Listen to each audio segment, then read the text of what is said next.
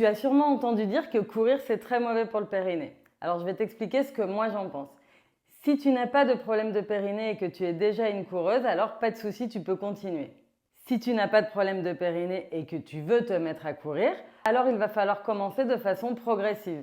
Mais ceci n'est pas valable que pour le périnée, mais aussi et surtout pour tes articulations, tes tendons, ta musculature. Si tu es déjà une coureuse et que tu as des problèmes de périnée, alors il va falloir identifier à quel moment ces problèmes apparaissent. Si les petites fuites apparaissent au bout de 10 minutes de course à 10 km/h, essaye déjà de courir à 9 km/h et de voir si les fuites apparaissent quand même.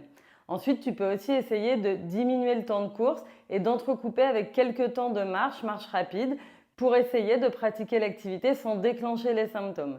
Si tu n'es pas coureuse et que tu as des problèmes de périnée, alors pour t'y mettre, il faudra être encore plus prudente et alterner dès le début 1 minute course, 1 minute marche, puis 2 minutes course, 2 minutes marche et voir un peu quel rythme te convient. Si les symptômes apparaissent, tu peux passer au rythme d'en dessous.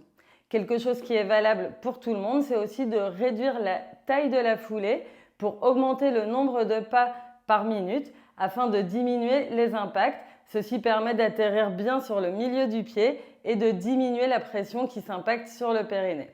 N'hésite pas, si tu as d'autres questions, j'y répondrai en commentaire.